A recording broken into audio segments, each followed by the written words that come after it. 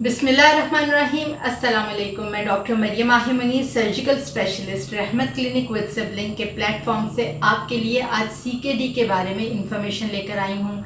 CKD यानी कि chronic kidney disease, इसकी कौन कौन सी स्टेजेस होती हैं और कौन सी बेसिस होती है जिसके ऊपर इनको डॉक्यूमेंट किया जाता है, और कौन से ऐसे फैक्टर्स होते हैं जो इसके ऊपर इन्फ्लुएंस कर रहे होते हैं और किडनी फेलियर का बायस बन रहे होते हैं।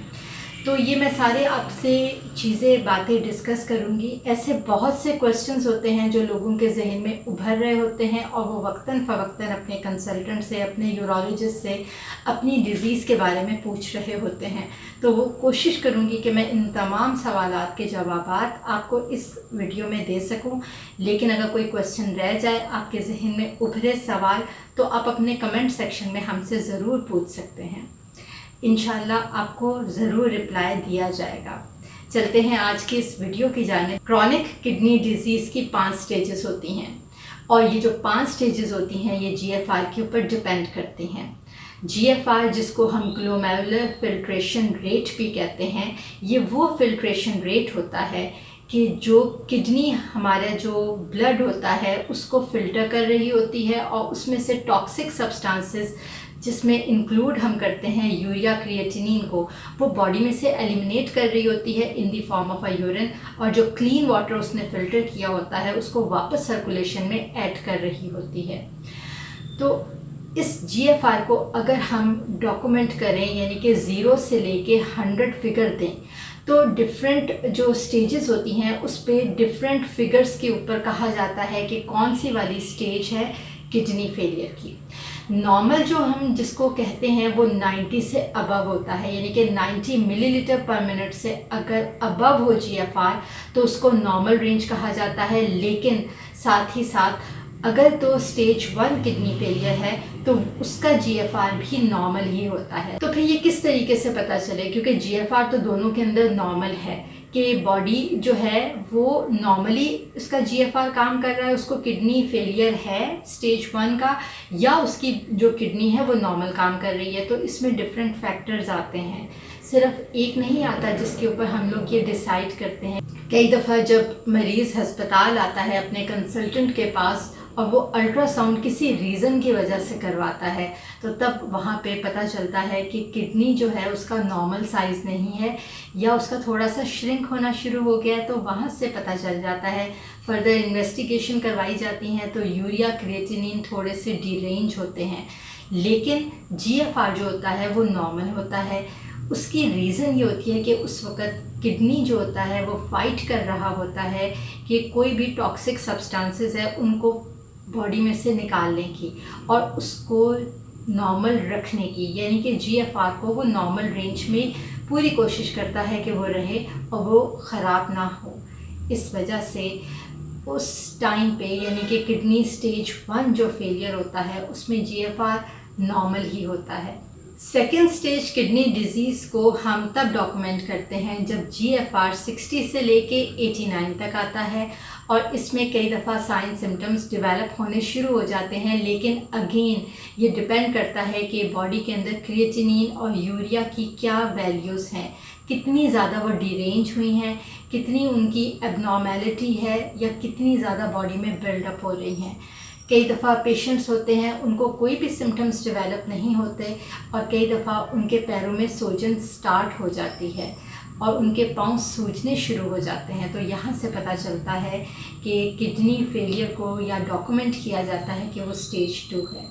स्टेज 3 किडनी फेलियर को मॉडरेट किडनी फेलियर का नाम भी दिया जाता है और उसमें जीएफआर की जो रेंज है वो 30 से लेके 59 मिलीलीटर पर मिनट तक होती है और इसको फर्दर 2 में डिवाइड किया जाता है, स्टेज ए के अंदर और स्टेज बी के अंदर। इसके अंदर बॉडी के अंदर जो है वो साइन सिम्टम्स मरीज़ को डेवलप होने शुरू हो जाते हैं।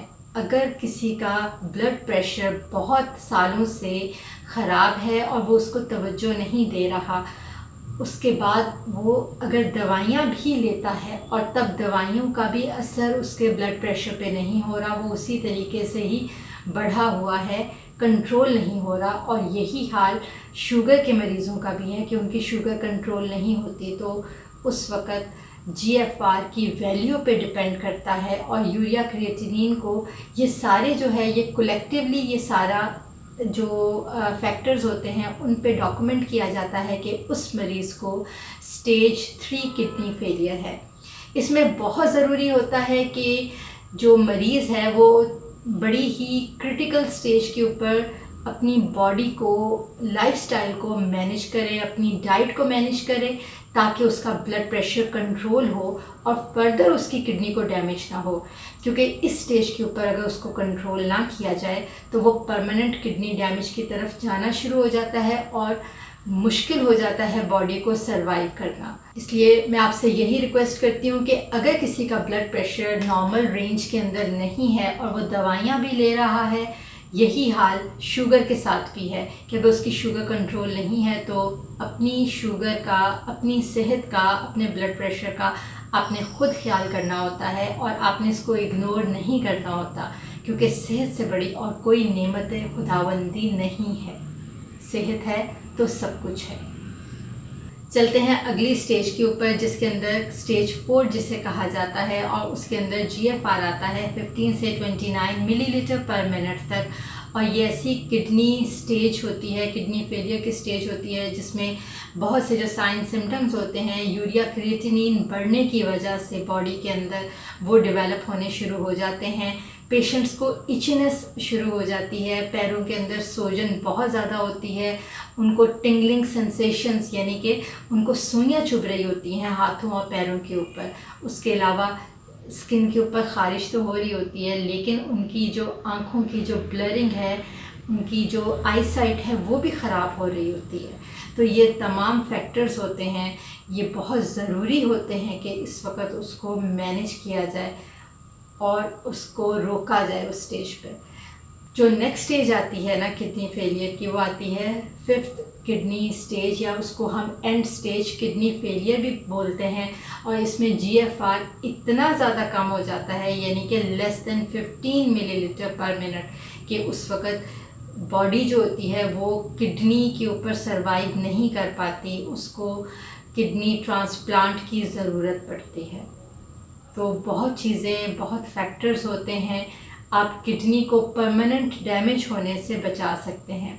मैं स्पेशली ब्लड प्रेशर और शुगर के हवाले से इसलिए आपको ज़ोर देती हूँ और बार बार ज़िक्र करती हूँ कि 80% जो किडनी डिजीज़ होती हैं ना, या किडनी फेलियर होते हैं, उसकी जो बेसिक रीज़न होती है वो यही 2 चीज़ें होती हैं। अगर आप इसको मैनेज कर लेना अपनी लाइफस्टाइल मॉडिफिकेशन के ज़रिए, अपनी डाइट के ज़रिए, एक्सरसाइज प्रॉपर करने से, या फिर मेडिकेशन के ज़रिए, तो आपका जो किडनी डैमेज है वो रुक सकता है, परमानेंट नहीं होगा। ना ही किडनी ट्रांसप्लांट, ना ही किडनी डायलिसिस तक बात जाती है।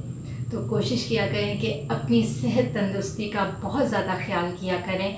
और कोई भी अगर ब्लड प्रेशर का मसला है आपको, या अगर फैमिली के अंदर आपको कोई किडनी डिजीज़ है, तो थोड़ा सा भी आपको ब्लड प्रेशर हो तो आपने उसको इग्नोर नहीं करना, अपने कंसल्टेंट को ज़रूर दिखाना है। अगर वो आपको सजेस्ट करता है ब्लड रिपोर्ट्स, तो आपने ज़रूर करवानी है, क्योंकि मेजॉरिटी जो रीज़न्स होती हैं ना किडनी फेलियर की, वो ब्लड रिपोर्ट्स में, जिसमें यूरिया क्रिएटिनिन, GFR, जो बेसिक्स होती हैं ना, उसी पे ही पता चल जाती हैं।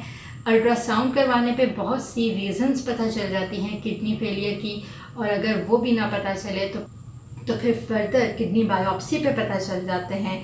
कई दफ़ा लोगों को किडनी सिस्ट होती है, या पॉलीसिस्टिक किडनी डिजीज़ होती है, इंटरस्टिशियल नेफ्राइटिस होती हैं। तो ये तमाम जो डिजीज़ होते हैं, ये तमाम रीज़न्स होती हैं जिसकी वजह से किडनी फेलियर हो सकता है। लेकिन अगेन मैं आपको इसी बात पे ज़ोर दूंगी कि जो ब्लड प्रेशर और ब्लड शुगर हैं, ये 2 ऐसे फैक्टर्स हैं जिनको इंसान खुद से चेंज कर सकता है, मैनिपुलेट करके, अपनी लाइफस्टाइल मॉडिफिकेशन से इनको कंट्रोल करके किडनी डैमेज को होने से रोक सकता है। उम्मीद करती हूँ कि आपको आज की वीडियो अच्छी लगी होगी। अगर अच्छी लगी हो तो चैनल को सब्सक्राइब ज़रूर कीजिएगा और अपना फीडबैक में हमें ज़रूर बताइएगा कि आप आइंदा कौन सी वीडियोस चाहते हैं हेल्थ रिलेटेड के ऊपर। बहुत शुक्रिया। निगहबान, अपना ख्याल रखिए और दुआओं में हमें भी याद रखिए।